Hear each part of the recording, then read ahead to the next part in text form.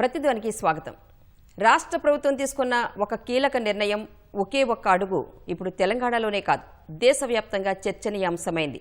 Outer ring రోడ్డుకు ఆనుకుని ఉన్న 27 పట్టణ స్థానిక సంస్థలను గ్రేటర్ హైదరాబాద్లో విలీనం చేయాలని కేబినెట్ ఇచ్చిన ఆమోదం నగర భవిష్యత్తును కొత్త దిశగా మలుపు తిప్పనుంది.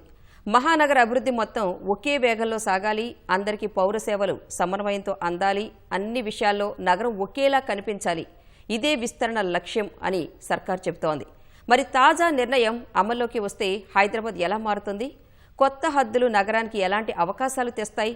అనుకున్న లక్ష్యం చేరాలంటే అధిగమించాల్సిన సవాళ్లేంటి? ఇదే అంశంపై ఈరోజు ప్రతిధ్వనిలో చర్చిద్దాం. చర్చలో పాల్గొంటున్న వారు సిహెచ్ రామచంద్రారెడ్డి గారు, క్రెడాయ్ జాతీయ సంయుక్త కార్యదర్శి, డాక్టర్ కరణం ప్రసాద్ గారు, క్రియోటో సొల్యూషన్స్ సిఎండి అండ్ పట్టణ ప్రణాళిక నిపుణులు, అలాగే బండారు రామ్మోహన్ రావు గారు, పట్టణాభివృద్ధి వ్యవహారాల నిపుణులు. అందరికీ నమస్తే అండి. రామచంద్రారెడ్డి గారు, మీతో ముందుగా స్టార్ట్ చేద్దాం.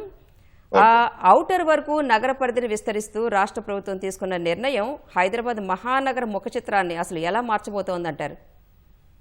Definitely it is better decision, అంటే మంచి డిసిషన్ మేడం. ఎందుకంటే యాక్చువల్గా ఏంటంటే ఇప్పుడు ఇంతకుముందు హెచ్ఎండిఏ, జిహెచ్ఎంసి, డిటిసిపి, ఇట్లా డిటిసిపి అంటే అవుట్ ఆఫ్ ఇది ఉన్నది అనుకోండి, హెచ్ఎండిఏ పరిధిలో ఉండేది. అట్లాంటప్పుడు ఏంటంటే డిఫరెంట్ పర్మిషన్స్ అంటే ఇప్పుడు జిహెచ్ఎంసీలో కొన్ని రూల్స్ ఫాలో కావడము, హెచ్ఎండిఏలో కొన్ని రూల్స్ ఫాలో కావడము, ఇట్లాంటి కన్ఫ్యూజన్ ఉండేది ఎవరికైనా, డెవలప్ చేసే వాళ్ళకైనా కానీ అదర్వైజ్ ఇది. అండ్ మనకంటే మామూలుగా కూడా మీకు ఏంటంటే అంటే ఎగ్జిక్యూషన్ సైడ్ లో కూడా కొన్ని ఇబ్బందులు అయ్యేది. అండ్ మనకు అంటే మామూలుగా చెప్పాలంటే ఇప్పుడు ఈ అంటే యూనిఫైడ్ కోడ్ గురించి కూడా స్టేట్ గవర్నమెంట్ ఆలోచిస్తుంది కాబట్టి ఇవన్నిటిని తీసుకొచ్చి, ఇవన్నీ ఆల్రెడీ మాస్టర్ ప్లాన్స్ లో ఉన్నాయి, డిఫరెంట్ మాస్టర్ ప్లాన్స్ లో ఉన్నాయి. డిఫరెంట్ మాస్టర్ ప్లాన్స్ లో డిఫరెంట్ వాటికి అంటే ల్యాండ్ యూజెస్ డిఫరెంట్ ఉన్నాయి. అవన్నిటిని యూనిఫైడ్ ల్యాండ్ యూజ్ తీసుకొచ్చేసేసి అండ్ అంటే మాస్టర్ ప్లాన్ కూడా తీసుకొచ్చేసేసి డెవలప్ చేసినప్పుడు యూనిఫామ్ డెవలప్మెంట్ వస్తుంది. కాబట్టి definitely it is welcoming decision.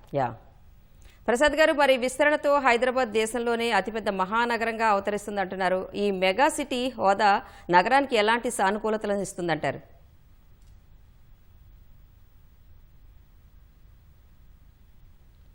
Prasad గారు, ఆడియో రావట్లా.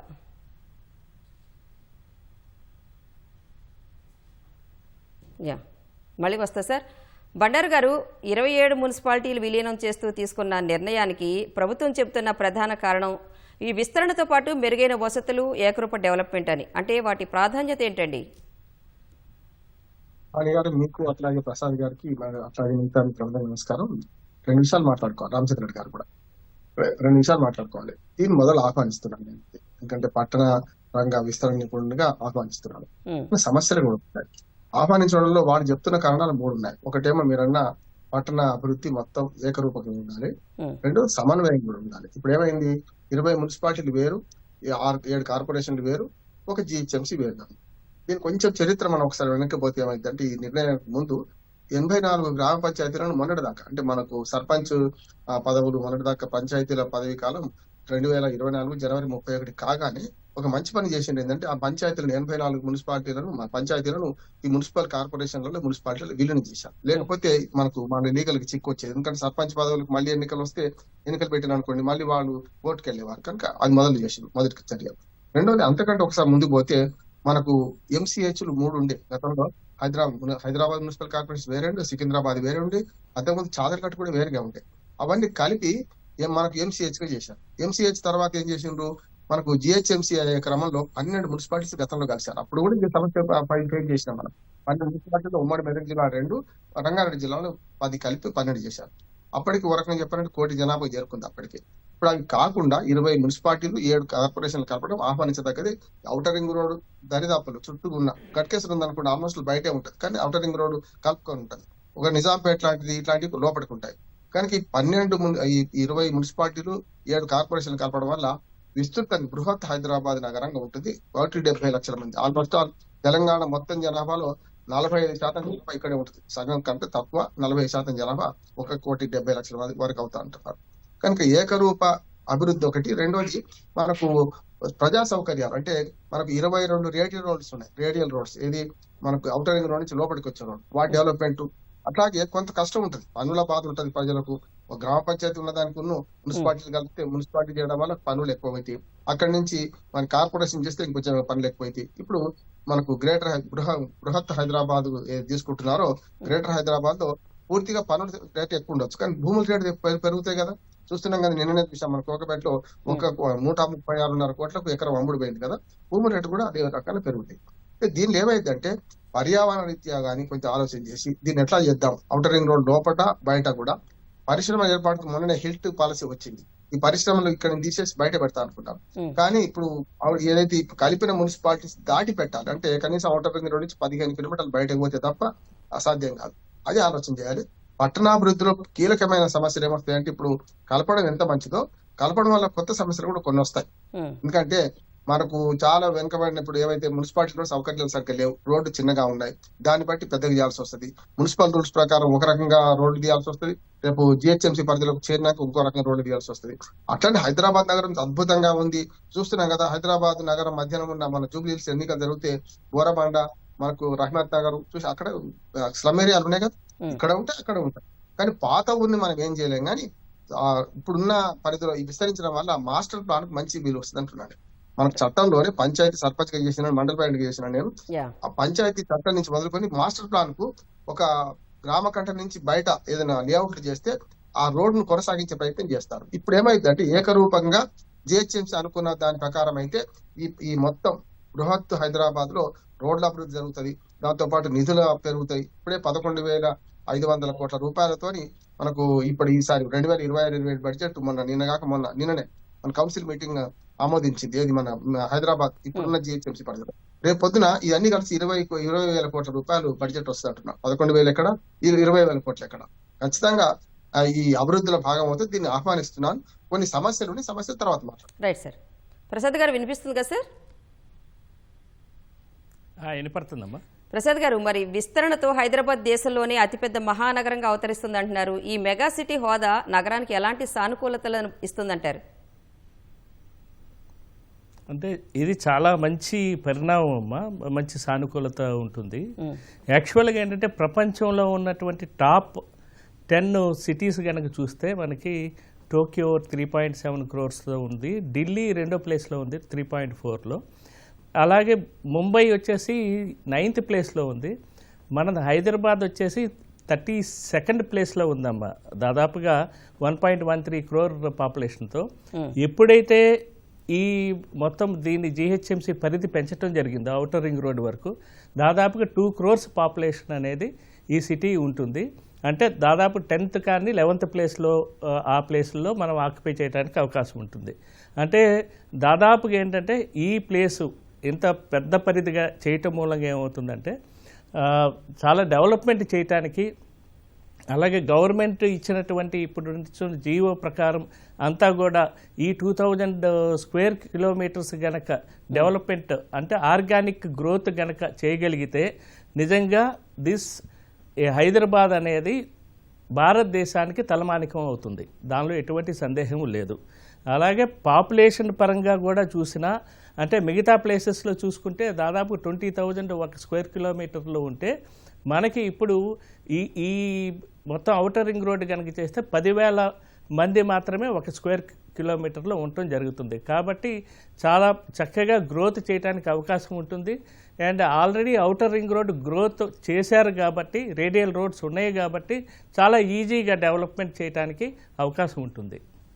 ఓకే, రామచంద్రారెడ్డి గారు, ఈ విస్తరణ నిర్ణయంతో శివారు ప్రాంతాల్లో అభివృద్ధి పుంజుకుంటే ఆ ప్రభావం స్థిరాస్తి రంగంపై అసలు ఎలా ఉంటుంది? అంటే ఈ విషయంపై అసలు క్రెడాయ్ అంచనాలు ఎలా ఉన్నాయండి?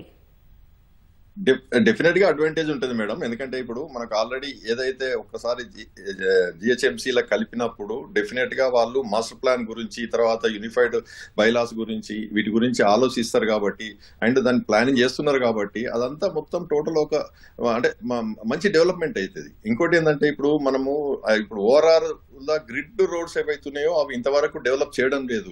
ప్రతి గవర్నమెంట్ ను మేము రిక్వెస్ట్ చేయడం జరుగుతుంది క్రెడై నుంచి. ఆ గ్రిడ్ రోడ్స్ ఫస్ట్ డెవలప్ చేస్తే ఆటోమేటిక్ గా సిస్టమేటిక్ డెవలప్మెంట్ వస్తుంది. తర్వాత అందరికి యాక్సెస్ ఉంటది కాబట్టి అందరికి యూనిఫామ్ రేట్స్ వస్తాయి. ఇప్పుడు ఎట్లుంటుంది అంటే ఇప్పుడు మీకు ఈ రోజు చూస్తే మీరు 100 feet రోడ్ ఎబో ఉంటేనే మీకు వాల్యూ వస్తుంది. ఎందుకంటే హైట్ అన్లిమిటెడ్ హైట్ వస్తుంది, దాంతో మీకు FSI ఎక్కువ వస్తుంది, దాంతో ల్యాండ్ రేట్ వస్తుంది. బట్ అదే మీరు ఇప్పుడు రోడ్డు లోపలికి ఇప్పుడు మీరు గ్రిడ్ రోడ్ కు అబెటింగ్ ఉన్న ల్యాండ్ కూడా ఈ రోజు దానికి యాక్సెస్ ఏదైతే స్టార్టింగ్ లో ఉన్న వాళ్ళు ఇవ్వకపోతే లోపల వాళ్ళు దాన్ని డెవలప్ చేయలేరు.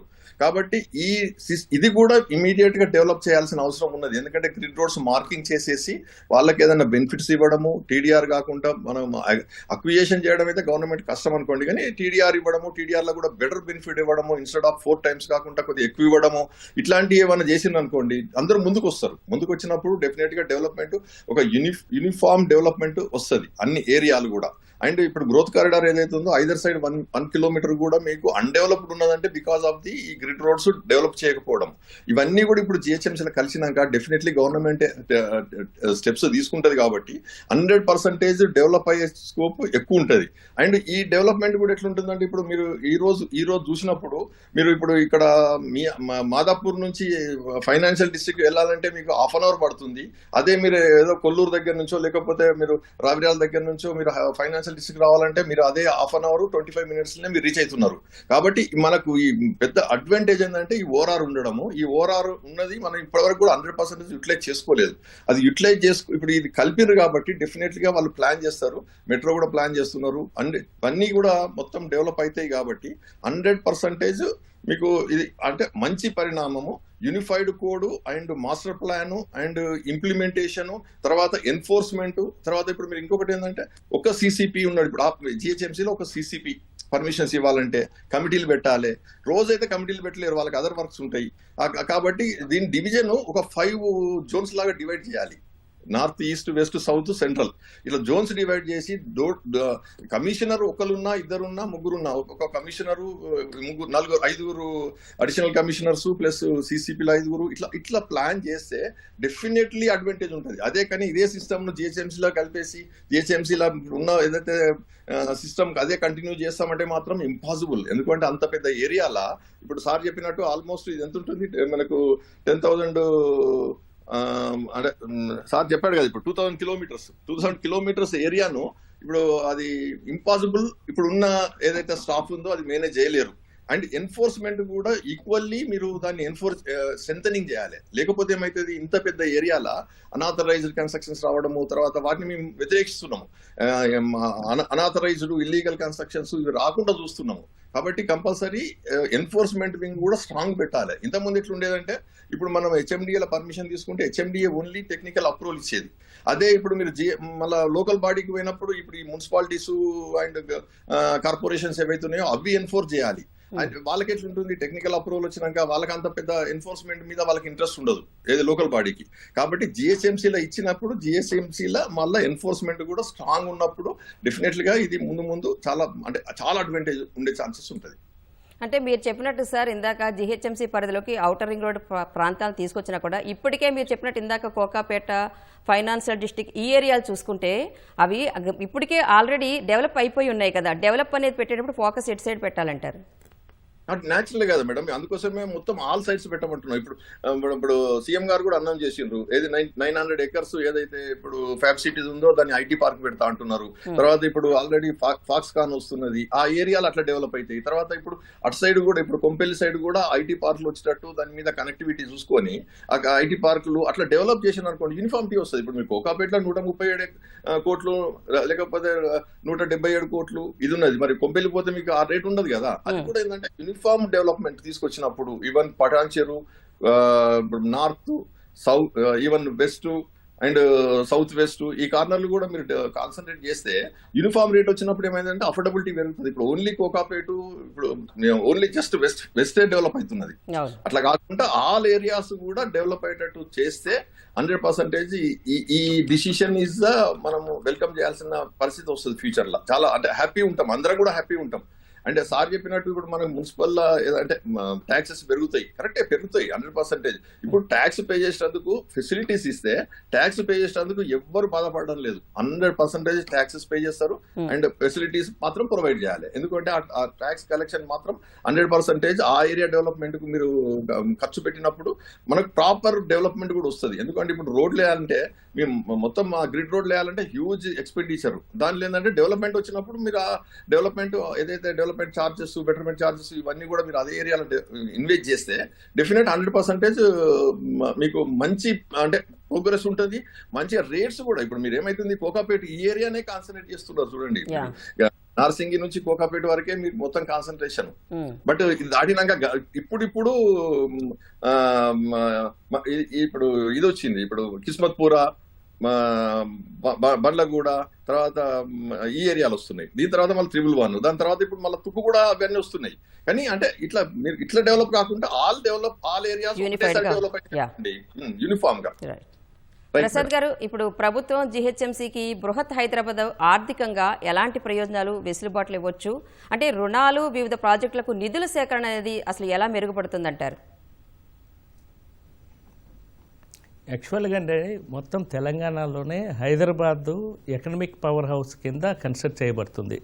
అంటే మొత్తం మెయిన్ ఇన్కమ్ అంతా కూడా ఇక్కడే వస్తుంది. కాబట్టి ఇక్కడ డెవలప్మెంట్ చేయటం మూలంగా ఏమవుతుందంటే దాదాపుగా ఇప్పుడు ఉన్నటువంటి 2 కోట్ల మంది ప్రజానికం నెక్స్ట్ 30 ఇయర్స్కి వచ్చేసరికి 3,25,00,000 వరకు అసెస్మెంట్ చేయటం జరుగుతుంది. ఇంతమందికి అంటే మొత్తం అకామిడేషను, అలాగే ట్రాఫిక్ ట్రాన్స్పోర్టు, అలాగే మొత్తం ఆల్ ఎమ్యూనిటీస్ సర్వీస్ లెవెల్స్ కనుక ఇంప్రూవ్ చేయాలంటే హ్యూజ్ ఇన్వెస్ట్మెంట్ అవసరం ఉంటుంది. కాబట్టి అన్ని రుణాలు ఇవ్వటానికి చాలా బ్యాంకులు ఉంటాయండి. జపాన్ బ్యాంక్ ఉంది, జైకా ఫండింగ్ ఉంది, ఏడీబీ ఉంది, వరల్డ్ బ్యాంక్ ఉంది, అలాగే ఏఐబి ఉంది. ఇంటర్నేషనల్ బ్యాంక్స్ అన్నీ కూడా, ఇంటర్నేషనల్ ఫండింగ్ ఏజెన్సీస్ అన్నీ కూడా ఇలాంటి సిటీస్కి గ్యారంటీగా రుణాలు ఇవ్వటం అనేది జరుగుతుంది. ఫండ్ ప్రాబ్లం అనేది కొంచెం అంటే సెంట్రల్ గవర్నమెంట్ నుంచి కనెక్ట్ ఉంది కాబట్టి కొంచెం ఇబ్బంది అయినా సరే డెఫినెట్గా సస్టైనబుల్ సిటీ మోడల్లో ఇక్కడికి డబ్బులు రావడానికి అవకాశం ఉంది. అలాగే హ్యూజ్ ల్యాండ్ బ్యాంక్ ఇక్కడ గవర్నమెంట్ ఆఫ్ తెలంగాణ దగ్గర ఉంటుంది కాబట్టి దాన్ని మానిటైజ్ చేసినా సరే రుణాలు తెచ్చుకోవడానికి అవకాశం ఉంటుంది. అంటే ఈ సిటీకి సంబంధించిన అడ్వాంటేజెస్ అండి. అంటే జైకా ఫండింగ్ చేసింది, వాళ్ళకి కొత్త ఏమి కాదు. Outer ring road JICA funding చేసింది. ఏఐబి వాళ్ళు వాటర్ సప్లై ప్రాజెక్ట్ చేశారు. అలాగే వరల్డ్ బ్యాంక్ వాళ్ళు వాటర్ సప్లై ప్రాజెక్ట్ చేశారు. మూసీ రివర్ కన్జర్వేషన్ కూడా అదర్ కంపెనీస్ ఏడీబీసీ ఇవన్నీ చేస్తున్నాయి. సో కాబట్టి అన్ని ఇంటర్నేషనల్ ఫండింగ్ ఏజెన్సీస్కి హైదరాబాద్ మీద చాలా అవగాహన ఉంది. ఇక్కడ వాళ్ళు ఇన్వెస్ట్మెంట్ కనుక చేస్తే ఎటువంటి ప్రాబ్లం లేదనేది వాళ్ళకి భరోసా అయితే ఉంటుందండి.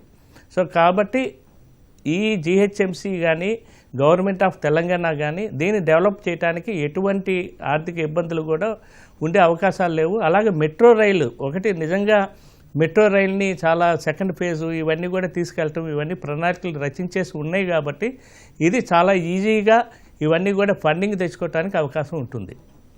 సార్, అంటే పెట్టుబడులు వస్తున్నాయి, కంపెనీలు వస్తున్నాయి, రుణాలు కూడా బాగానే వస్తున్నాయి, కానీ ఇదంతా కూడా ఒక సైడ్ డెవలప్మెంట్గానే మారుతుంది. ఇప్పుడు మీరు చెప్పినట్టు మెట్రో ఇటు సైడ్కి తీసుకురావాలి, 4 వైపులా డెవలప్ అవ్వాలంటే ముందుగా ఈ సైడ్కి తీసుకురావాల్సిన ఇన్ఫ్రాస్ట్రక్చర్ ఏంటండి? వెస్ట్ సైడ్ కానీ ఇటు సౌత్ సైడ్ కానీ? సో అటువైపున ఆల్రెడీ మనకి ఇప్పుడు మచిలీపట్నం వైపుకి పోర్టుకి కనెక్టివిటీ కూడా విజయవాడ వైపుకి పెద్ద రోడ్స్ కనెక్టివిటీ ఉంటుంది. అలాగే నల్గొండ వైపున కూడా రోడ్డు కనెక్టివిటీ ఇవన్నీ కూడా చాలా పెద్ద 6 lane 8 lane high speed corridor అనేది కనెక్టివిటీ అక్కడ ఉంటుంది. అలాగే వరంగల్ కూడా చాలా కనెక్టివిటీ అటువైపున కూడా కనెక్టివిటీ రోడ్ అంటే యూనిఫామ్గా ఆల్రెడీ రోడ్డు నెట్వర్క్ పరంగా చాలా డెవలప్మెంట్ చేయడానికి ప్రణాళికలు అయితే అన్నీ ఉన్నాయండి. అలాగే వాటర్ సప్లైకి సంబంధించిన వరకు అంటే మెయిన్ మనకు కావాల్సింది ఏంటంటే వాటర్ సప్లై అనేది 4 డైరెక్షన్స్లో మేము ఎప్పుడైతే మాస్టర్ ప్లాన్ డ్రింకింగ్ వాటర్ హైదరాబాద్కి చేసాము జిహెచ్ఎంసీకి 4 డైరెక్షన్స్లో వాటర్ సప్లై ఉండేటట్టు చూసాము. ఇటు గోదావరి నుంచి వస్తుంది, కృష్ణా ఫేజ్ 1, 2, 3లు వస్తాయి, అలాగే ట్విన్ రిజర్వాయర్స్ నుంచి, మంజీరా నుంచి, ఈ విధంగా 4 డైరెక్షన్లో అన్ని ఎమ్యూనిటీస్ ఉంటాయి కాబట్టి డెవలప్మెంట్స్ అన్నీ కూడా ప్రతి ఏరియాకి స్కాటర్ అవుతుంది. మీరు అన్నట్టు గ్యారంటీగా మెట్రో రైలు మనకి ప్రస్తుతం నెక్స్ట్ సెకండ్ ఫేజ్లో ఏం చేస్తారు, ఓల్డ్ సిటీ నుంచి ఎయిర్పోర్ట్కి, తర్వాత 4th సిటీకి. దేనికంటే నీడ్ని బట్టి కూడా మనము ఆ మెట్రో లైన్ డిమాండ్ అసెస్మెంట్ని బట్టి, ట్రాఫిక్ మోడల్ సీట్లను బట్టి, దాని ఎక్కడెక్కడ ఎసెన్షియల్ అనే దాన్ని బట్టి మెట్రో రైలు వరకు ఉంటుంది. అండ్ అలాగే ఔటర్ రింగ్ రోడ్డుకి సెంట్రల్ గవర్నమెంట్ కూడా ఒక పెద్ద రైల్వే నెట్వర్క్ని కూడా డిపిఆర్ తయారు చేయటం జరుగుతుంది. సో ఇవన్నీ కూడా అంటే 4 సైడ్లు డెవలప్మెంట్కి సంబంధించినవి ఉన్నాయి. ఇనీషియల్గా అంటే ఫైనాన్స్ సిటీ ఇవన్నీ కూడా జరిగిన మాట వాస్తవం, కానీ ఔటర్ రింగ్ రోడ్ అయితే 4 వైపులా ఉంది కాబట్టి ఇలాంటి ఇబ్బందులు ఫ్యూచర్లో ఉండవని చెప్పి నా భావన అండి. Right sir. బండారు గారు, ఇప్పుడు గ్రేటర్లో కలిస్తే మాకేంటి అని ఆలోచించే కామన్ మ్యాన్ కోణంలో చూస్తే అసలు ఔటర్ వరకు నగర విస్తరణ వల్ల వాళ్ళకి అందే బేసిక్ ఫెసిలిటీస్ ఏంటండి? ఎలాంటి మార్పులు వస్తాయి? నగర విస్తరణ వల్ల ఖచ్చితంగా జిహెచ్ఎంసీలో కలవడం వల్ల, బృహత్ హైదరాబాద్ లో కలవడం వల్ల ఖచ్చితంగా భూముల రేట్లు పెరుగుతాయి. నెంబర్ 1. అట్లాగే మౌలిక సౌకర్యాలు కూడా మెరుగుపడతాయి, పడాలి ఇక్కడ. కానీ నా ఉద్దేశం అంటే వికేంద్రీకరణ సూత్రం మార్చి కేంద్రీకరణ ఎక్కువ చేస్తే కూడా నష్టాలు జరిగే అవకాశం ఉంటుంది. చూడండి, మీరు పాలనాపరమైన సమస్యలు చాలా వస్తాయి. ఇంతకుముందు రామచంద్ర గారు చెప్పారు, దాన్ని ప్రస్తావించదలుచుకుంటుంది. ఎందుకంటే ఇప్పుడు పాలనాపరమైన ఇబ్బందులు ఏంటంటే, ఒకనాడు ఎంసీహెచ్ నుంచి జిహెచ్ఎంసీ అయిన తర్వాత మనకు హెచ్ఎండిఏ కూడా ఉంది. హెచ్ఎండిఏ 18 మండలాలు. ఇప్పుడు నేను చెప్పిన ఔటర్ రింగ్ రోడ్ దాటి మొత్తం ఉమ్మడి మెదక్, ఉమ్మడి నల్గొండ, ఉమ్మడి రంగారెడ్డి, ఉమ్మడి మహబూబ్ నగర్, ఈ 5 జిల్లాల పరిధిలో మనకు మన హెచ్ఎండిఏ పరిధి ఉన్నది. కనుక అక్కడ కేవలం పర్మిషన్లు ఇక్కడ తార్నాకు చేయించుకోవాల్సి వస్తుంది. ప్రతి వాడు హెచ్ఎండిఏ ఆఫీస్కి వచ్చి చేసుకోవాల్సి వస్తుంది. అది. రెండోది ఏంటంటే వికేంద్రీకరణ సిద్ధాంతం ఎందుకు అవసరం అంటే, గతంలో మరి ఢిల్లీ చూడండి, central Delhi, north Delhi, south Delhi 3 కార్పొరేషన్లు ఉండే. మరి ఎందుకో 2022లో కలిపారు. కానీ మనకు బాంబే మంచి ఉదాహరణ. బాంబేలో బృహత్ బొంబాయి కాకుండా 9 మున్సిపాలిటీ కార్పొరేషన్ వేరుగా ఉన్నాయి మీకు అటుపక్కన ఉంటే. కనుక ఇవాళ హైదరాబాద్ కున్న వరం ఏమిటంటే, అంబేద్కర్ గారు ఎప్పుడో అన్నారు, 2వ రాజధానిగా ప్రపోజ్ చేస్తూ ఆయన అన్నమాట ఏంటంటే, దక్షిణ భారతదేశానికి gate way of south India అవుతుంది. ఇంకోటి హైదరాబాద్ విశ్వనగరం ఎందుకైతే అంటే, మీరు ఏదైనా భాషా పరంగా చూస్తే ఆంధ్రప్రదేశ్ లో విశాఖపట్నం తప్ప మిగతా ఎక్కడికి పోయిన భాష సమస్య వస్తుంది. అట్లాగే విస్తరణ పరంగా చూస్తే చెన్నైకి, ముంబైకి అవరోధాలు ఉన్నాయి. అటుపక్క సముద్రం, ఇటుపక్క సముద్రం. కలకత్తా ఎప్పుడో వెనకబడిపోయింది. ఈ ఢిల్లీ చూసాం కాలుష్యం బారిన పడి వాళ్ళ వాయు కాలుష్యం ఎంత బాగుందో చూస్తున్నాం మనం. మన బెంగళూరుకు ట్రాఫిక్ సమస్య. ఇట్లాంటి సమస్యలు ఏమీ లేని హైదరాబాద్ క్లీన్ సిటీగా ఉన్నది. ఇప్పటికైతే ఒకనాడు మన జలవనరుల నగరంగా, బాగలింగంపల్లి, బాగంపరిపేట అంటే వనాల నగరంగా ఉన్నది కొంతవరకు నష్టమైంది. కానీ డెమోగ్రఫీకి వచ్చిన వరకల్లా ఈ మొత్తం మార్చడం వల్ల ఒక మంచి అడ్వాంటేజ్ ఏంటంటే, మీకు కిలోమీటర్ కు జనావాసం ఎంతమంది జనాభా ఉంది అనేది తక్కువ అవుతుంది. కానీ నా ఉద్దేశం ఏంటంటే, అయితే మనకు గవర్నమెంట్ కూడా అదే అంటున్నట్టుంది, 3 నగరపాలక సంస్థలకు చేస్తానంట. అది కరెక్ట్. 3 కాదు 5 చేయాలనుకున్నాను. సెంట్రల్ హైదరాబాద్ గతంలో ఏదైతే ఎంసీహెచ్ ఉందో, కోర్ అంటే సికింద్రాబాద్ హైదరాబాద్ కలిసింది ఒకటి, 4 వైపులా అంటే ఉత్తరము, దక్షిణము, తూర్పు, పడమర 4 నగరాలుగా 4 చేసేసి వికేంద్రీకరణ చేస్తే, మొట్టమొదటిది ఈ కార్పొరేటర్లు అంటే పాలక వర్గాలు కూడా చాలా గమ్మత్తుగా ఉంటాయి. చూడండి, మరి ఇప్పుడు 100, గతంలో జిహెచ్ఎంసీ లేకముందు మనకు 100 కార్పొరేటర్లు ఉంటాయి. తర్వాత జిహెచ్ఎంసీ అయినాక 150 అయింది. కానీ ఏమైంది, ఆ 50ని మిగతా మున్సిపాలిటీలకు పనిచేసి 12 మున్సిపాలిటీలు కలిపినప్పుడు పనిచేసి, మిగతా కోర్ హైదరాబాద్ లో 1,00,000 జనాభాకు ఒక కార్పొరేటర్ ఉంటాడు. ఓల్డ్ సిటీ వస్తే షేటింగంపల్లికి వచ్చేవరకల్లా 3 లక్షలకు ఒక కార్పొరేటర్ ఉంటాడు. తప్పు కదా? జనాభా రీత్యా సమానం చేయాల్సిన అవసరం ఉంది. అట్లా ఇప్పుడు 150 మంది కార్పొరేటర్లు ఉన్నారు కదా, ఒకవేళ ఈ 20+7 మున్సిపల్ కార్పొరేషన్లు, మున్సిపాలిటీ కలిపితే రేపు పొద్దున 250 కార్పొరేటర్లు అవసరం ఉంటారు. 200 అనేది గ్యారెంటీ అవుతాయి అంటున్నారు. 200 కార్పొరేటర్లు, 29 మంది ఎమ్మెల్యేలు, మరో ఎమ్మెల్సీలు, రాజ్యసభ, లోక్సభ సభ్యులు కలిసి వీళ్ళు 50 మంది అవుతారు. అంటే మొత్తం మీద కౌన్సిల్ మీటింగ్ జరగాలంటే ఒక అసెంబ్లీ హాల్ కట్టాల్సి వస్తుంది. చూశాం కదా, గతంలో 294 మంది ఉమ్మడి ఆంధ్రప్రదేశ్ లో అసెంబ్లీ సభ్యులు ఉండేవారు. అంటే మన తెలంగాణ ఎమ్మెల్యేల కంటే ఇంకెక్కువ మంది అవుతారు, డబుల్ అవుతారు. అందుకని దానికి కూడా పరిష్కారం ఏంటంటే, ఇవి 4+1 సెంట్రల్ హైదరాబాద్ తో పాటు తూర్పు, పడమర, ఉత్తర, దక్షిణాలు 4 చేసి నోడల్ ఏజెన్సీ ఒకటి పెట్టాలి. మళ్ళీ కలపకపోతే కష్టం. నోడల్ ఏజెన్సీగా ఒకటి ఉండాలి. ఇప్పుడు హెచ్ఎండి ఎట్లనో నోడల్ ఏజెన్సీ ఉండి వికేంద్రీకరణ చేస్తే ఏ కార్పొరేషన్ కూడా 100 మంది కంటే 60-70 మంది కంటే కౌన్సిలర్లు కార్పొరేటర్లు ఉండరు. అప్పుడు సమావేశంలో వికేంద్రీకరణ జరిగితే ఎక్కడ అభివృద్ధి అక్కడ జరుగుతుంది. ఉదాహరణ చెప్పండి, ఇంతకుముందు వాళ్ళు చెప్పినట్టు పశ్చిమ హైదరాబాద్ డెవలప్ అయినంత ఇటు ఉత్తర హైదరాబాద్, వరంగల్ రోడ్ కానీ, ఈశాన్యం, అట్లాగే తూర్పుగా అయితే మన రాజీవ్ రోడ్ కానీ, రాజీవ్ రోడ్ ప్రధానమైన అవరోధం ఏంది, మనకు కంటోన్మెంట్ భూములు ఎప్పుడో 2 ఏళ్ల క్రితమే కేటీఆర్ మన రేవంత్ రెడ్డి గారు రాగానే ఇస్తాం, తీసుకున్నాం, అయిపోయింది అన్నారు. ఇప్పటికీ గతి లేదు. అందుకని కంటోన్మెంట్ కనుక పెద్ద అవరోధం లేకపోతే రాజీవ్ రోడ్డులో షామీర్పేట దాటి కూడా డెవలప్ అవుతుంది.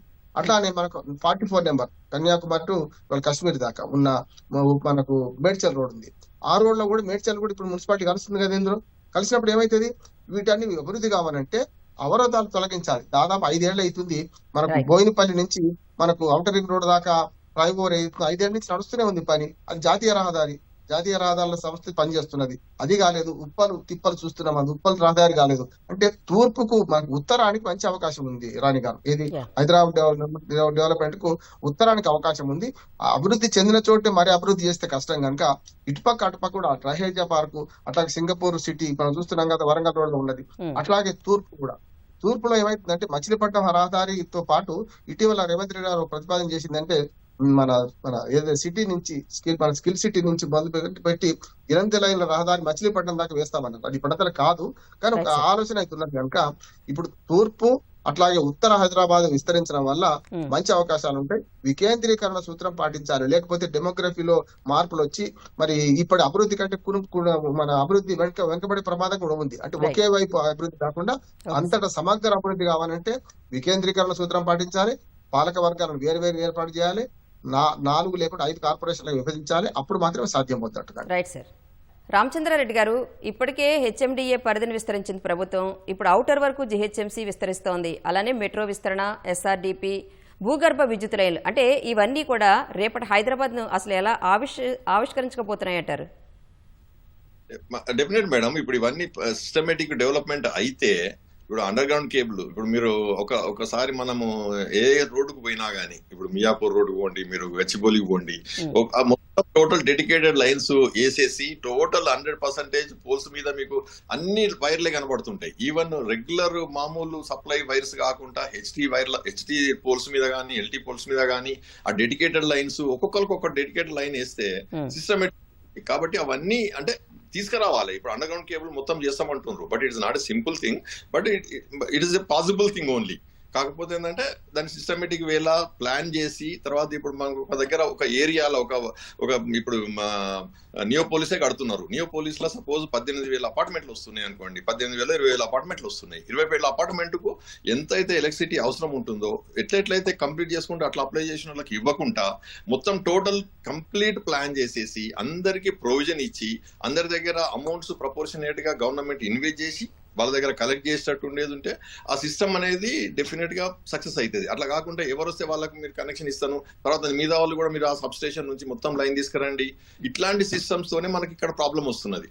అదే వాటర్ కూడా అదే, మీరు ఎందుకంటే ఎవరు వాటర్ కనెక్షన్ అప్లై చేస్తే వాళ్ళకే ఓన్లీ లైన్ 8 ఇంచ్ లైనా 12 ఇంచెస్ లైనా అని ప్రపోజ్ చేసేస్తున్నారు, దానికి వరకు ఇస్తున్నారు. బట్ అదే ఒక్కటేసారి 2 ఫీట్ లైన్ లేకపోతే 18 ఇంచెస్ లైన్ వేసేసేసి అందరికి ప్రొవిజన్ ఇచ్చేసేసి గవర్నమెంట్ ఇన్వెస్ట్ చేసేసి తర్వాత కలెక్ట్ చేసుకుంటారు, అమౌంట్ కలెక్ట్ చేసుకుంటే డెఫినెట్లీ అన్ని సిస్టమ్స్ డెవలప్ అవుతాయి. అది ఇప్పుడు గవర్నమెంట్ చేయాల్సింది అట్లా చేసింది అనుకోండి, మీరు అన్నట్టు 100% this city will become the best city in the world. 100%. ఇప్పుడు సీఎం గారికి కూడా ఆ విజన్ ఉన్నది, ఆయనకు ఐడియా ఉన్నది. ఆయన మొన్న కలిసినప్పుడు కూడా చెప్తున్నది ఏంటంటే డెఫినెట్లీ విల్ డూ ఇట్ అంటున్నాడు. 100% మేము చేసి చూపెడతాము అని అంటున్నాడు. కాబట్టి నా ఒపీనియన్ ప్రకారం అయితే 100% పాసిబిలిటీ ఉంది. బట్ సిస్టమేటిక్ వేలా ఎలక్ట్రిసిటీ కానీ, వాటర్ కనెక్షన్ కానీ, లేకపోతే మీరు రోడ్ నెట్వర్క్ కానీ, లేకపోతే ఫ్లైఓవర్స్ వేసేటప్పుడే దాని విడ్త్ ఆఫ్ ది ఫ్లైఓవర్ కూడా దాని ఫ్యూచర్ అంటే ఒక 25-30 ఏళ్ల వరకు ఆలోచించి దాని మీద చేసినప్పుడు డెఫినెట్ గా ఈ ఫ్యూచర్ లో ఎప్పుడు ప్రాబ్లం రాదు. కాబట్టి అదే ఇప్పుడు మీరు అమెరికాకు మనకు డిఫరెన్స్ అదే కదా మేడం. ఎందుకంటే వాళ్ళేమో 100 ఏళ్లకు ముందు ఫ్యూచర్ రోడ్లు చేశారు కాబట్టి ఇప్పటికీ వాళ్ళకి ఏం ప్రాబ్లం వస్తలేదు. అదే మన దగ్గర ఏంది, ఆ రోజుకున్న ఇప్పుడు ఫ్లైఓవర్ కడుతున్నారు, ఆ రోజుకున్నంత వరకే కడుతున్నారు. ఆ కట్టే వరకు దాని తర్వాత ఒక 1 మీటర్ విడ్త్ పెంచడంలా only just nominal amount increase అవుతుంది 10-15%. అండ్ ఇంకొకటి కూడా మేడం, ఇప్పుడు హబ్సిగూడ చౌరస్తాలో 18 మీటర్ పియర్ ఉన్నది. ఏది ఇప్పుడు మన మెట్రోది, దాంట్లో కింద కూడా మీరు ఒక ఫ్లైఓవర్ కట్టి ఉంటే హబ్సిగూడ చౌరస్తాలో ఈ రోజు ఆల్మోస్ట్ 20-25 మినిట్స్ మీకు ట్రాఫిక్ జామ్ అవుతుంది హబ్సిగూడ చౌరస్తా. అది అవాయిడ్ అవుతుండే. అంటే ఇట్లాంటివన్నీ ఆలోచించి చేస్తే డెఫినెట్ అవుతుంది. మీరు ఇప్పుడు ఏదైనా కానీ ఏదో ఎక్స్పాండ్ చేసినాము, మున్సిపాలిటీలో జిహెచ్ఎంసీలో కలిపేసినాము, అట్లా చేస్తే కాదు. కాబట్టి ఆయనకు ఉన్నది విజన్ ఉన్నది, ఆయనకు ఐడియా ఉన్నది, ఆయనకు ఎట్లా చేయాలన్నది తెలుసు. కాబట్టి డెఫినెట్ గా 100% సక్సెస్ అవుతుంది అనేది నేను అనుకుంటున్నాను మేడం. అంటే 2-3 సంవత్సరాల్లో కాకపోవచ్చు, ఇప్పుడు ఇనీషియల్గా స్టెప్ తీసుకుంటే 10 సంవత్సరాలకైనా అవుతుంది కదా సార్. 100% ఏమంటున్నా సిస్టమ్స్ పెట్టాలి. ఇప్పుడు సీఎం గారు కూడా ఒకటే చెప్తున్నారు కదా, పాత సీఎంలు కూడా విజన్ నుండి ఆలోచించిండ్రు, దాన్ని డెవలప్ చేసిండ్రు, ఆ సిటీ అందుకోసమే డెవలప్ అయింది, డెవలప్ అవుతూనే ఉంటుంది, ఫ్యూచర్ లో కూడా అందరూ ఎవరు వచ్చినా కానీ దాన్ని కంటిన్యూ చేస్తారు అని చెప్తున్నారు. కాబట్టి అదే ఈ సిస్టమ్స్ మొత్తం టోటల్ తయారు చేసి పెట్టేసేసి, ఇప్పుడు మాస్టర్ ప్లాన్ ఉన్నది, మాస్టర్ ప్లాన్ లో మొత్తం టోటల్ మాస్టర్ ప్లాన్ చేయాలి. ఇప్పుడు గ్రిడ్ రోడ్స్ కూడా మీరు రోడ్డు ప్యాటర్న్ తయారు చేసి పెడితే, ఇప్పుడు గ్రోత్ కారిడార్ కు ఉన్న మిగతా ఏరియాకు డిఫరెన్స్ ఏంది madam? Only growth corridor grid roads ఉన్నాయి. 1/2 కిలోమీటర్ ఒక parallel road and 1 kilometre 1/2 kilometre ఒక ప్యారలల్, 1 కిలోమీటర్ ఒక ప్యారలల్, బోత్ సైడ్స్. తర్వాత వర్టికల్ టు ది ఓఆర్ఆర్ కూడా అన్ని రోడ్స్ ఫామ్ అంటే ప్లాన్ లా తయారు చేసి పెట్టారు మాస్టర్ ప్లాన్ లా. కాబట్టి డివేట్ చేయలేరు, అది ఆ రోడ్స్ రావాల్సిందే. అట్లా వచ్చినప్పుడు అవుతుంది. మన మాస్టర్ ప్లాన్ మిగతా మాస్టర్ ప్లాన్ లో ఏమున్నది, మొత్తం టోటల్ ల్యాండ్ యూజ్ ఇచ్చేసారు. దాంట్లో మాస్టర్ ప్లాన్ లో కొన్ని రోడ్స్ నే వాళ్ళు వైడనింగ్ కానీ లేకపోతే ప్రపోజ్ చేశారు. అట్లా కాదు. అసలు యాక్చువల్గా ఏంటంటే రోడ్ ప్యాటర్న్ మొత్తం తయారు చేసి పెడితే definitely this city will become number 1 in the world. Right sir. Prasad గారు, ఇప్పుడు కొత్తగా విలీనమయ్యే 27 పట్టణ స్థానిక సంస్థల్లో అర్బన్ ప్లానింగ్ ప్రమాణాలు వేరువేరుగా ఉన్నాయి. వాటిని జిహెచ్ఎంసీ ప్రమాణాలకు స్థాయికి తేవాలంటే ఏం చేయాలంటారు? ఇక్కడ యాక్చువల్గా అండి, లాస్ట్ టైం మనం ఎంసీహెచ్ నుంచి జిహెచ్ఎంసీకి వచ్చినప్పుడు కూడా మేము సేమ్ ఇన్ఫ్రాస్ట్రక్చర్ మాస్టర్ ప్లాన్లో భాగంగా వాటర్ సప్లైకి మొత్తం చేయటం జరిగింది. ఇక్కడ వచ్చేసరికి ఇది దాదాపుగా 2000 స్క్వేర్ కిలోమీటర్స్ ఏరియా కాబట్టి ఇన్ఫ్రాస్ట్రక్చర్ మొత్తం ఏంటి, రోడ్స్ కానీ, వాటర్ సప్లై కానీ, సేవర్ కానీ, అలాగే గ్రీన్ అండ్ బ్లూ కానీ, డిగ్ ఫ్రీ సిటీ కాన్సెప్ట్, ఇందాక అండర్ గ్రౌండ్ కేబుల్స్ అన్నారు కదా, అది డిగ్ ఫ్రీ కాన్సెప్ట్ కానీ, ఇవన్నీ కూడా మనం కన్సిడర్ చేయాల్సి వస్తుంది వీటిలో మౌలిక సదుపాయాల్లో. దేనికంటే ఈరోజు కూడా మనం చూస్తే సర్వీస్ లెవెల్ బెంచ్ మార్క్స్ అంటాం. అంటే కోర్ మున్సిపాలిటీ ఎంసీహెచ్గా ఉన్నటువంటి 100% ఏరియా డెవలప్ అంటే యూజీడీ నెట్వర్క్ అంతా 100% ఉంటుంది. అండ్ వేరాజ్ 12 మున్సిపాలిటీస్, ఎర్లియర్ 12 మున్సిపాలిటీస్ వాటిలో ఇంకా కూడా 100% అండర్ గ్రౌండ్ డ్రైనేజ్ ఫెసిలిటీస్ ఇప్పటి వరకు కూడా కాలేదు. ఇది కాకుండా ఇప్పుడు 2000 స్క్వేర్ కిలోమీటర్స్ అనేసరికి ఇట్స్ రియల్లీ ఒక పెద్ద కాన్సెప్ట్ మాస్టర్ ప్లాన్ తయారు చేయాలి. తయారు చేసి వాటిలో బాగా ఏంటంటే అన్ని చోట్ల కూడా ఈక్విటబుల్ ఆర్గానిక్ గ్రోత్ ఉండేటట్టు చూసుకోవాల్సి వస్తుంది. డిగ్ ఫ్రీ సిటీ అనేది నిజంగా అది ఛాలెంజ్ టాస్క్. ఇప్పుడు అమరావతిలో డిగ్ ఫ్రీ సిటీ చేశారు, ఇది యూనివర్సల్ సిటీ కింద కన్సిడర్ చేశారు. కాబట్టి హైదరాబాద్లో కూడా ప్రతిదీ కూడా మనము గ్రీన్ అండ్ బ్లూ అనుకోండి, మనకి ఆల్రెడీ 2000 రిజర్వాయర్ సిస్టమ్స్ మనకి హైదరాబాద్ ఏరియాలో ఉన్నాయి. దాదాపు జిహెచ్ఎంసీ ఏరియా కాకుండా అవుటర్ రింగ్ రోడ్ వరకు కూడా మోర్ దాన్ 3000 లేక్స్ ఉన్నాయి. అవన్నీ ఇంటిగ్రేట్ చేసుకోవాలి. ఇంటిగ్రేట్ చేసుకొని గ్రీనింగ్ డెవలప్ చేయాలి. గ్రీన్ అండ్ బ్లూ అట్లీస్ట్ 15% ఉండాలి. రోడ్లు కూడా దాదాపుగా మనకి 12% ఏరియా మాత్రమే ఉంది. దాన్ని 15 to 20% రోడ్స్ అనేది మనం ఇంక్రీజ్ చేయాల్సి వస్తుంది. అలాగే ఇంటెలిజెంట్ ట్రాఫిక్ మేనేజ్మెంట్ సిస్టమ్ అనేది స్ట్రిక్ట్గా ఇంప్లిమెంట్ చేయాలి. AI based traffic management systems అనేది ఇంప్లిమెంట్ చేయాలి. అంటే పీస్ మిల్ బేసిస్లో ఎక్కడైతే అవసరమో అక్కడ చేయటం కాదు, మొత్తం కాంప్రహెన్సివ్గా ఈ 2000 స్క్వేర్ కిలోమీటర్స్లో చేయాల్సి వస్తుంది. అలాగే వాటర్ సప్లైకి సంబంధించిన వరకు కూడా దాదాపుగా మనకి ఈ రోజు వరకు కూడా 2560 MLD water supply treatment facilities మాత్రమే ఉన్నాయి.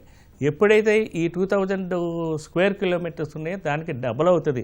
అంటే 5379 MLD వాటర్ మనం తీసుకురావాలి ఈ హైదరాబాద్కి, అంటే 4 సోర్సెస్ నుంచి. దాంతోపాటు దాదాపుగా సీవేజ్ ట్రీట్మెంట్ ప్లాంట్స్ 80% కనుక తీసుకున్నా సరే మనము దాదాపుగా 2600 STP కెపాసిటీస్ మనం డెవలప్ చేయాల్సి వస్తుంది. ఇప్పటి వరకు మనం 670-700 MLD వరకు ఉంది, ఇంకొక 1200 అలాగే కన్స్ట్రక్షన్లో ఉన్నాయి. అంటే చాలా గ్యాప్ అనేది ఉంటుంది. ఇవన్నీ కూడా మనము డెవలప్మెంట్లో ఈ మాస్టర్ ప్లాన్తో పాటు కాన్సెప్చువల్ డిజైన్ రిపోర్ట్స్ అన్నీ కూడా తయారు చేసుకోవాల్సి వస్తుంది.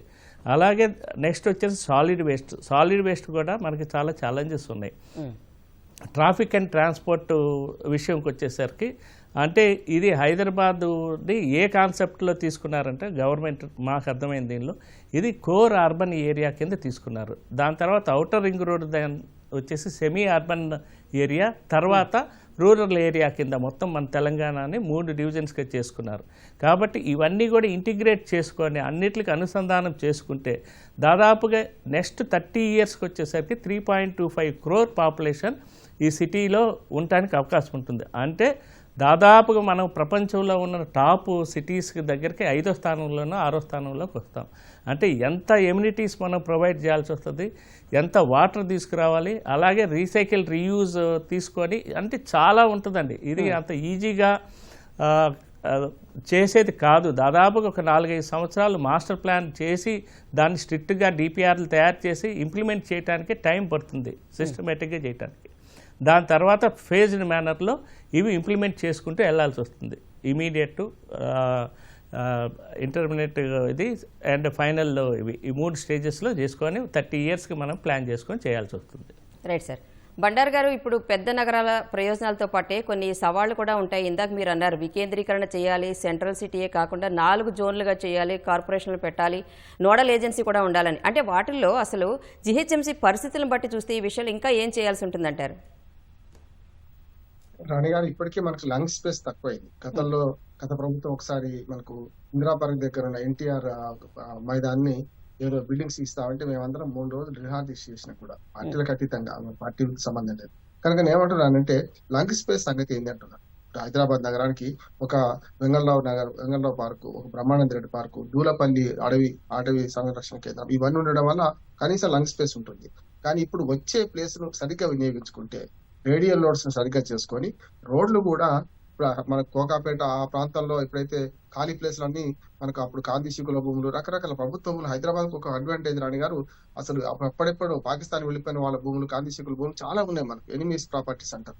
వాటితో పాటు ఇప్పుడు ఏదైతే ఉత్తర నగరంలో ఉత్తర దిక్కు చూసుకుంటే చాలా మనకు గవర్నమెంట్ ల్యాండ్స్ అందుబాటులో ఉన్నాయి. ఇప్పుడు వాటిని ఏం చేయాలి? పార్కులుగా మార్చాలి, లేకపోతే రోడ్ల డెవలప్మెంట్ చేయాలి. ప్రతి రోడ్డుకు మీరు ఒక గేటెడ్ కమ్యూనిటీస్ పెద్ద సమస్య అవుతుంది. 100 కిలోమీటర్లు గేటెడ్ కమ్యూనిటీ తీసుకుంటారు, 100 ఎకరాలు తీసుకొని వెనక రోడ్లు లేకుండా చేస్తారు. ఇంతకుముందు రామచంద్ర గారు ప్రస్తావించారు. ఎందుకంటే వెనక్కి పోవడానికి రోడ్ లేకపోతే ఆ వెనక డెవలప్మెంట్ కాదు, అట్లాగే ఉంటది కదా. అంటే ఒక 50 ఎకరాలు డెవలప్ చేస్తున్నారంటే ఇటుపక్క అటుపక్క కనీసం 100 ఫీట్ రోడ్ వెనక విడిచిపెట్టాలి. అప్పుడు ఏమైతే ఈజ్మెంట్ రైట్స్ కింద కూడా మనకు వస్తుంది. నేను అడ్వకేట్ చెప్తున్నాను, ఈజ్మెంట్ రైట్స్ ఉండాలి. వెనక వాడికి రోడ్డుకున్న వాడి బాగుపడి వెనక వాడు బాగుపడకుండా కష్టం కదా. అన్నిటికంటే ప్రభుత్వాలు శాశ్వతం, పార్టీలు శాశ్వతం కాదు. వీళ్ళు 3 ఏళ్ళు ఉండొచ్చు, 10 ఏళ్ళు ఉండొచ్చు, 20 ఏళ్ళు ఉండొచ్చు. హైదరాబాద్ నగరానికి రేపు నీటి సమస్య రాకుండా ఇప్పుడు 4 సోర్సులలో ఒక పెద్ద సోర్స్ మనకు అందుబాటులో ఉన్నది, దాన్ని ఉపయోగించుకోవాలి. గత ప్రభుత్వం కేసీఆర్ గారు బీఆర్ఎస్ ప్రభుత్వం ఉన్నప్పుడు, ముఖ్యమంత్రిగా ఉన్నప్పుడు మనకు కొండపోచమ్మ వరకు సాగర్ వరకు నీళ్లు వస్తున్నాయి కదా. కేశవాపూర్ అంటే జవహర్ నగర్ మనకు చెత్త డంపింగ్ యార్డ్ అంటే అందరికి గుర్తుంటది. దాని కొంచెం ఒక 5 కిలోమీటర్ల దూరంలో కేశవాపూర్ ను 15 టీఎంసీల దాంతో ఒక రిజర్వాయర్ ప్లాన్ చేశారు. మరి ఈ ప్రభుత్వం దాన్ని మళ్ళీ పట్టించుకోలేదు.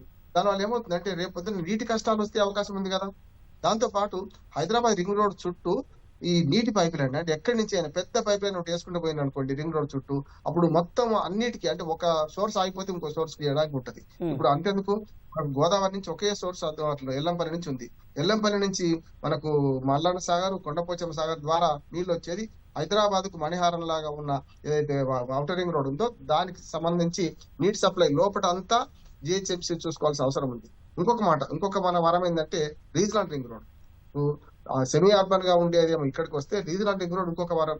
మనకు రీజనల్ రింగ్ రోడ్ హైదరాబాద్ ఇప్పుడు ఔటర్ రింగ్ రోడ్ కు మరొక 30 కిలోమీటర్ల దూరం నుంచి పోతుంది. ఇది మన కొత్త ప్రతిపాదన కాదు. చెన్నారెడ్డి గారు ముఖ్యమంత్రిగా ఉన్నప్పుడే హైదరాబాద్ చుట్టూ 60 కిలోమీటర్ల దూరంలో ఉన్న అన్ని పట్టణాలను కలుపుతూ వేయాలని అప్పుడెప్పుడు ప్లాన్ చేశారు. ఇప్పటికైనా సహకారం కావాలని కోరుకుంటున్నాను. దానిలో ఏముందంటే రీజనల్ రింగ్ రోడ్ ను కూడా రీజనల్ రింగ్ రేలు కూడా ప్రణాళిక చేస్తున్నారు. కానీ ఇప్పుడు ప్రణాళికలు ఆకాశాన్ని అంటున్నాయి కానీ కాలు గడప దాటండి అంటున్నాను నేను. రీజనల్ రింగ్ రోడ్ మంజూరు 8 ఏళ్ళు అయింది, 10 ఏళ్ళు అయింది. 10 ఏళ్ళ నుంచి రీజనల్ రింగ్ రోడ్ ఎందుకు ముందు పట్టడం లేదు? మోడీ గారే వచ్చి వరమిచ్చిపోయారు కదా, ఎందుకు కావడం లేదు? అట్లానే మనకు రేడియల్ రోడ్స్ కూడా మనకు ఔటర్ రింగ్ రోడ్ వచ్చి దాదాపు 15 ఏళ్ళ నుంచి ఉపయోగంలో ఉంది కదా. మరి 15 ఏళ్ళ నుంచి ఉపయోగం మన రేడియల్ రోడ్స్ ఎందుకు డెవలప్ కావడం లేదు?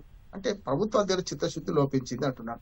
రేపు నీటి కష్టాలు రాకుండా ప్రణాళికబద్ధంగా నగరం అభివృద్ధి చెందకపోతే ఇప్పుడు మన చండీగఢ్ ఒక మంచి ఉదాహరణ, ఎందుకంటే ప్లేన్ పేపర్ లో మనం డ్రాయింగ్ చేసినట్టు. Yeah. కానీ హైదరాబాద్ అట్లా కాదు, ఇది ఉంటది అది ఉంటది కనుక మనకు వివిధ నగరాల అనుభవాలను తీసుకొని మనకున్న నగరానికి ఉన్న అడ్వాంటేజ్ కూడా మనం సొమ్ము చేసుకోవాలంటారు. నేను చెప్పాను కదా, బెంగళూరు ట్రాఫిక్, హైదరాబాద్ మన ఢిల్లీ ఏమో కాలుష్యము, బొంబాయి ఏమో నగర విస్తరణకు అవకాశం లేకపోవడం, చెన్నై బొంబాయి ఇట్లా ఉన్నదాన్ని మనకు మల్టీపర్పస్ గా భాషా సమస్య కూడా హైదరాబాద్ రాదు, విశ్వనగరం కనుక ఈ అభివృద్ధి కావాలంటే సమగ్ర ప్రణాళిక ఇప్పుడే ఏర్పాటు చేసుకోవాలి. రేపు వచ్చే ఈ మున్సిపాలిటీ కలపడం కాదు, కలిపిన మున్సిపాలిటీలో ఉన్న అవకాశాలు ఏమిటి మనకు స్వాట్ అనాలిసిస్ చేసుకోవాలి. అంటే స్ట్రెంగ్స్, వీక్నెసెస్, ఆపర్చునిటీస్, థ్రెట్స్ ఎట్లా ఉన్నాయి చూసుకొని ఒక ప్రణాళిక శ్వేతపత్రం ప్రభుత్వం విడుదల చేయాలని నా కోరిక అమ్మా. ఎందుకంటే మరి మేధావులతో లేకుంటే నిపుణులతో మాట్లాడాలంటే మేము ఏం చేస్తామో ప్రభుత్వం చెప్తే కదా సూచనలు సలహాలు మనం ఇచ్చేది కూడా. అందుకనే ప్రభుత్వం ఒక శ్వేతపత్రంతో ముందుకు వస్తే మంచి సలహాలు సూచనలు వస్తే హైదరాబాద్ నగర అభివృద్ధి బ్రహ్మాండంగా ఉంటుందని నమ్ముతాం. Okay sir. రామచంద్రారెడ్డి గారు, గ్రేటర్ విస్తరణతో కొత్త లేఅవుట్లు, అపార్ట్మెంట్ ప్రాజెక్టులు, కమర్షియల్ హబ్బులు భారీగా పెరిగే అవకాశం ఉంటుంది. అయితే ఈ విషయంలో నిర్మాణ రంగం తరపున ప్రభుత్వం వైపు నుంచి ఎలాంటి సహాయ సహకారాలు ఆశిస్తున్నారు మీరు? అంటే డెఫినెట్ గా మేము అంటే అన్ని ఇప్పుడు వీళ్ళు అంటే ఏదైనా జీవోస్ తయారు చేసినప్పుడు కానీ లేకపోతే ఇప్పుడు యూనిఫైడ్ కోడ్ తీసుకురావాలని ఆలోచిస్తున్నారు, మాస్టర్ ప్లాన్ కానీ ఇవి ఉన్నప్పుడు మాతోని కూడా ఇంటరాక్షన్, ఎందుకంటే ఇప్పుడు బిల్డర్స్ తోని కూడా ఇంటరాక్షన్ తీసుకుంటారు. తర్వాత దాంతో డెవలప్మెంట్ లో కూడా మేము కూడా అన్ని సలహాలు ఇవ్వడం జరుగుతుంది. బట్ ఏంటంటే ఇప్పుడు మనకు ఈ డెవలప్మెంట్ చేయాలన్నప్పుడు ఏదైతే ఉంటుందో అవి కొంత ఫైనాన్షియల్ గా ఉన్నప్పుడు వాళ్ళు కూడా కొద్దిగా ఇబ్బంది పడే ఛాన్సెస్ ఉంటాయి. అట్లాంటి ఇబ్బందులు రాకుండా ఏదైతే ఉంటాయో అవి మేము సజెషన్ ఇస్తూనే ఉన్నాము. ఎందుకంటే ఇప్పుడు మన గ్రిడ్ రోడ్స్ లలో 4 FSI ఏదైతే ఉంటుందో four times of road area ఏదైతే ఉంటుందో దాన్ని వాళ్ళు TDR కింద ఇస్తున్నారు. అది ఇంకా కొంచెం ఇంక్రీజ్ చేసేసి కొన్ని స్పెషల్ లొకేషన్స్ లల్లా ఎస్పెషల్లీ గ్రోత్ కారిడార్లల్లా అట్లా చేస్తే బెటర్ ఆప్షన్ ఉంటుందని మేము సజెషన్ ఇవ్వడం జరుగుతున్నది. అండ్ రియల్ ఎస్టేట్ కూడా డెఫినెట్ గా ఇప్పుడు ఇవన్నీ GHMC లో కలిపి ఒక మంచి ఒక యూనిఫామ్ తీసుకొచ్చేసి 4 కార్పొరేషన్స్ డెవలప్ చేసేసి దాని తర్వాత మొత్తం మాస్టర్ ప్లాన్ కరెక్ట్ గా తయారు చేసేసి తర్వాత ఇప్పుడు వాటర్ సప్లై, ఎలక్ట్రిసిటీ సప్లై, ఇప్పుడు మేము కూడా బయటికి పోయి కన్స్ట్రక్షన్ చేద్దాం అనుకుంటే అక్కడ వాటర్ కనెక్షన్స్ లేవు. ఇప్పుడు మేము రావిర్యాల ఏరియాలో చేస్తే వాటర్ కనెక్షన్ లేదు కాబట్టి ఉండాలని కోరుకుంటారు. కాబట్టి వాళ్ళు గండిపేట వరకు లేకపోతే కిస్మత్పురా వరకు ఆ ఏరియా వరకే ఉన్నది. ఇప్పుడు రాజేంద్ర నగర్, కిస్మత్పురా వరకే వాటర్ కనెక్షన్స్ ఉన్నాయి. ఆ తర్వాత ఇప్పుడు ఓఆర్ఆర్ లోపల కూడా వాళ్ళు యాక్చువల్ గా ఇంతకుముందు సార్ మన బండారి గారు చెప్పినట్టు మొత్తం టోటల్ రింగ్ మెయిన్ కట్టేసేసి వాటర్ సప్లై డెవలప్ చేస్తే ఒక దగ్గర నుంచి వాటర్ రాకుంటే కృష్ణా ఫేజ్ మనకు ప్రాబ్లం ఉంటే గోదావరి నుంచి వస్తుంది, గోదావరి నుంచి మంజీరా నుంచి వస్తుంది, లేకపోతే గండిపేట ఇటు సైడ్ నుంచి వస్తుంది. కాబట్టి అవన్నీ రింగ్ మెయిన్ లా ఇది చేసుకుంటే మీకు 100% డెఫినెట్ గా బెటర్ ఆప్షన్ ఉంటది. కాబట్టి ఇవన్నీ మేము చాలా ఇస్తూనే ఉంటాము. అండ్ రియల్ ఎస్టేట్ కూడా డెఫినెట్ గా మళ్ళా అంటే మనకు ఒక 1.5-2 years నుంచి కొద్దిగా మనకు మార్కెట్ లో కూడా కొద్దిగా స్లో ఉన్నది. ఇప్పుడు అది ఇంప్రూవ్ అవుతున్నది. ఆల్రెడీ మా దగ్గర ఇప్పుడు క్లోజింగ్ టైమ్స్ కూడా ఆల్మోస్ట్ 1.5 months క్లోజింగ్ చేస్తున్నారు. ఇంతకుముందు 6 months దాకా వెయిట్ చేసేది, 6 months వరకు వాళ్ళు క్లోజ్ చేయకపోతుండే, ఎంక్వైరీ చేస్తూనే ఉండేది. అట్లాంటిది 1.5 months వరకు వచ్చేసింది ఇప్పుడు.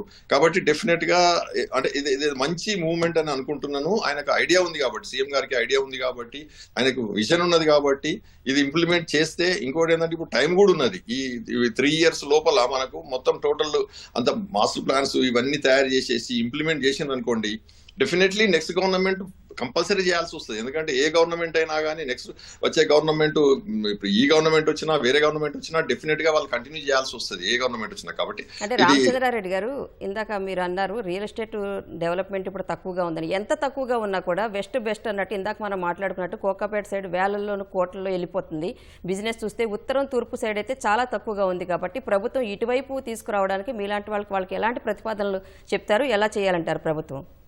డెఫినెట్ గా మేడం, ఇప్పుడు ఏదైతే వెస్ట్ సైడ్ ఉన్నదో వెస్ట్ సైడ్ లా ఇప్పుడు మేడం ఒకటి రియల్ ఎస్టేట్ బాగుండాలంటే హౌసింగ్ డెవలప్మెంట్, హౌసింగ్ పర్చేజర్స్ రావాలంటే వాళ్ళకు అంటే ఇప్పుడు ఎంప్లాయ్మెంట్ జనరేషన్ కావాలి. ఎంప్లాయ్మెంట్ అప్పుడు ఆటోమేటిక్ గా డెవలప్ అవుతుంది 100%. ఇప్పుడు మీరు వెస్ట్ సైడ్ ఎందుకు వస్తున్నారు, వెస్ట్ సైడ్ లో రేటు ఎక్కువ ఉన్నాగానే ఎందుకు తీసుకుంటున్నారు? నియర్ టు ది వాళ్ళ వర్క్ స్టేషన్స్ కి దగ్గర ఉండాలని, వాళ్ళ ఆఫీసెస్ కి దగ్గర ఉండాలని. కాబట్టి 100% ఆ ఏరియాలో వాళ్ళు ఆప్ చేస్తున్నారు. కొద్దిగా రేట్ ఎక్కువ ఉన్నా కానీ ఇక్కడనే తీసుకుంటున్నారు. ఇప్పుడు ఓఆర్ఆర్ ఉన్నది కాబట్టి మీరు తెల్లాపూరు, పటంచేరు లేకపోతే ఇక్కడ వరకు కూడా పోతున్నారు, కొల్లూరు. ఇటు సైడ్ కూడా మీకు 100% రావిరాల అటు సైడ్ కూడా వెళ్తున్నారు. బట్ ఎందుకంటే ఈ మన మొత్తం టోటల్ ఏదైతే ఈ అంటే ఈ ఛాలెంజ్ ఉన్నదో ఆ ఛాలెంజ్ ఓవర్కమ్ కావాలి ఫస్ట్. ఎందుకు అంటే ఇప్పుడు మీరు మిగతా ఏరియాస్ కూడా డెవలప్ కావాలంటే దాని మీద చేయాలి. అందుకోసం ఇప్పుడు especially south side they are concentrating on the employment generation. అది సక్సెస్ కూడా అయింది కూడా ఆల్మోస్ట్. అట్లనే వరంగల్ రోడ్డు, ఇంతకుముందు సార్ చెప్పినట్టు Warangal road and Nizam road, ఈ రోడ్ల మీద కూడా కాన్సన్ట్రేట్ చేసి ఎంప్లాయ్మెంట్ జనరేట్ అయ్యేటట్టు చేస్తే ఎవ్వరి అవసరం లేదు. 100% అక్కడ రియల్ ఎస్టేట్ డెవలప్ అవుతుంది, యూనిఫామిటీ వస్తుంది. ఇప్పుడు ఒక ఏరియాలో మీరు అన్నట్టు 20 కోట్లు ఉంటే ఇంకొక ఏరియాలో 138 కోట్లు లేకపోతే 177 కోట్లు ఉండడము అది అంత కరెక్ట్ కాదు ఇది. ఎందుకంటే అన్ని ఈ యూనిఫామ్ ఒక రేటు అంటే ఈక్వల్ కాకుండా కానీ ఒక 30-40% వేరియేషన్ ఉండేటట్టు చూసుకొని డెవలప్ చేసుకోవాలి. అది ప్రసాద్ గారు, ఇప్పుడు హైదరాబాద్ ఎంత విశ్వనగరంగా వ్యాప్తి చెందినా కూడా మనం చూస్తూ ఉంటాం ట్రాఫిక్ పద్మవ్యూహం, ట్రాఫిక్ జామ్ అయిపోవడం, కొద్దిగా వర్షం వచ్చిందంటే మూసీలు పొంగడం. సో ఈ ప్రజా రవాణా, మురుగునీటి పారుదల వ్యర్థాల నిర్వహణలో అసలు ఎలాంటి ప్లానింగ్ ఉండాలండి? యాక్చువల్గా అండి నిజంగా మాట్లాడితే అంటే మేము చాలా స్మార్ట్ సిటీస్ చేశాము. ఇక్కడ మనకి హైదరాబాద్ అనేది ఒక వరం చెప్పుకోవచ్చు అండి. హలో, సో ఇది బౌల్ లాగా ఉంటుందండి. వాటర్ ఇమీడియట్గా వెళ్తుంది. కానీ ఏదైతే ఇప్పుడు హైటెక్ సిటీ ఉంది, హైటెక్ సిటీలో ప్రాపర్గా డిజైన్ చేయలేదు కాబట్టి అవన్నీ కూడా ఇనండేషన్ అవుతుంది. క్లైమేట్ చేంజ్ మూలంగా ఆ 30 minutesలో బాగా రెయిన్ వాటర్ వచ్చేసేసి ఆ రోడ్లన్నీ బ్లాక్లు అవుతున్నాయి. సో కంపల్సరీ ఇవన్నీ కూడా మనం పరిగణలోకి తీసుకొని డిజైన్ చేయడం జరుగుతూ ఉంది. సో ఇవన్నీ కూడా ఏదైతే హాట్ స్పాట్స్ ఉన్నాయో హాట్ స్పాట్స్ అన్ని ఐడెంటిఫై చేసి దానికి రెమీడియల్ మెజర్స్ అనేది ఇస్తే ఇలాంటి సమస్యలు అనేది ఉండదు. ట్రాఫిక్ అంటారా, డెఫినెట్గా ఎలివేటెడ్ క్యారిడార్స్ ఉన్నాయి. మెట్రో రైల్ అనేది ఇంకా సెకండ్ ఫేజ్ కూడా ఇంప్లిమెంట్ చేయాల్సి వస్తుంది. అలాగే మోర్ ఏమవుతుందంటే ఈవీ స్టేషన్స్ కానీ ఇవన్నీ కూడా అవైలబిలిటీ ఉండాలి.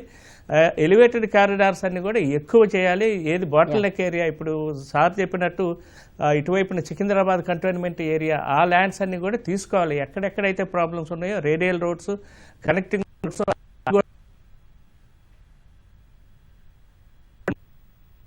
సొల్యూషన్స్ ఉన్నాయండి. మనకి హైదరాబాద్కి వెదర్ కండిషన్స్ బాగున్నాయి, స్లోప్ బాగున్నాయి, జియో టెక్నికల్ గా అన్ని పారామీటర్స్,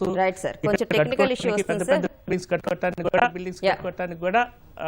బండారు గారు, ఫైనల్ గా చెప్పండి, అధికారాలు వికేంద్రీకరణ చేయాలని చెప్పారు. వాటితో పాటు ఈ వనరుల పంపిణీ, పన్నుల వసూలు అనేది విధానం ఎలా ఉండాలండి? ఇప్పుడు కూడా చాణక్య నీతి ఏంటంటే రాణి గారు, పన్ను నొప్పి లేకుండా, అంటే ఈ పన్ను నొప్పి లేదు కదా, ట్యాక్సెస్ నొప్పి లేకుండా పన్నులు వసూలు చేయాలి. సౌకర్యం ఇస్తే ఎవరైనా పన్నులు కట్టడం సిద్ధపడతారు. మేము కట్టే పన్నులకు మాకు అందే సౌకర్యాలకి లంకె అని ఉందంటే ఎవరైనా ప్రజలు పన్నులు కట్టడం ఇష్టపడతారు. కానీ లంకె లేకుండా పోతుంది. మేము కట్టే పనులు మా ఇంటి ముందర ప్రభుత్వం జరగాలి, మా ఇంటి ముందర పనులు జరగాలి కదా, మా ఇంటి ముందు రోడ్డు బాగుపడాలి, మాకు మంచినీళ్ళు రావాలి, వీధి లైట్లు వెలగాలి, ఇవి కదా వాళ్ళ సౌకర్యాలు చూసేది. మేము పన్ను కడుతున్నాం, ఈ డబ్బంతా ఏ భోషాలలో పోతుందో తెలుస్తలేదనే ఒక ప్రజల భావన ఉంది. నిజం కూడా అది. అంటే అధికార కేంద్రీకరణ వల్ల, లేకుంటే పన్నుల కేంద్రీకరణ వల్ల జిహెచ్ఎంసీ బడ్జెట్ 11,000 కోట్ల రూపాయలు ఉండి కూడా మరి సామాన్యుడికి బాగుపడడానికి అవసరమైన మన రోడ్లు బాగుపడతలేవు కదా. కారణం ఏంటంటే ఎక్కడి డబ్బు అక్కడ, ఏ వార్డులో వసూలైన డబ్బులు అందులో 50% అక్కడ ఖర్చు చేసే వ్యవస్థ రావాలి. పట్టణాభివృద్ధి దానిలో మా సలహా ఏంటంటే ఎక్కడి డబ్బులు, మన ఇంటి ముందర పరిపాలన, కంటి ముందు పాలన అంటాం. ఇంటి ముందు పాలన, కంటి ముందు ప్రభుత్వం అంటాం. అంటే మనం కట్టే పన్నులలో సగం డబ్బులు మన వాడకట్టుకు, మనం కాలనీలో ఖర్చు అవుతాయి అంటే ఎవరైనా కడతారు. కానీ మనం భోషాలలో పోసినట్టు పోస్తే, రాజుగారి భోషాలలో పాలు పోయారని నీళ్లు పోయారంటే అందరూ నీరు పోసే ప్రయత్నం చేస్తారు. అది మనకు ఒక సూచన విడిచిపెడతారు. ఇవాళ కంటోన్మెంట్ రోడ్లు 2 రకాలు. ఒకటేమో రాజీవ్ రోడ్డు, రెండోది 44 నెంబర్. ఈ 2 పెద్ద అవరోధాలుగా పని. ఉత్తర హైదరాబాద్ అభివృద్ధి కాకపోవడానికి ప్రధాన కారణం ఈ 2 రోడ్లు, ఈ 2 కంటోన్మెంట్ ఏరియాలు. వీటిని మొత్తం జనావాసాల నుంచి మొత్తం తీసేసి ఊరవతలకి ఇక్కడ ఔటర్ రింగ్ రోడ్ దాటి కనుక మన ప్రయత్నం చేస్తే ఈ లంగ్ స్పేస్ వస్తుంది. అట్లాగే చాలా ప్రభుత్వ కార్యాలయాలు కానీ వాటికి ప్లేస్ లభిస్తుంది. గత 10 ఏళ్లుగా ఇది నానుతున్నది. Cantonment, Secunderabad cantonment, Bowenpally cantonment ఎత్తేసి వేరే ఊరవతలు తీసుకెళ్తే చాలా అభివృద్ధి జరిగే అవకాశం అవుతుంది అంటున్నాను నేను. Thank you so much sir. Ramachandra Reddy గారు, ప్రసాద్ గారు అండ్ రామ్మోహన్ రావు గారు ప్రతిధ్వని చర్చలో పాల్గొన్నందుకు. ఇది నేటి ప్రతిధ్వని. నమస్తే.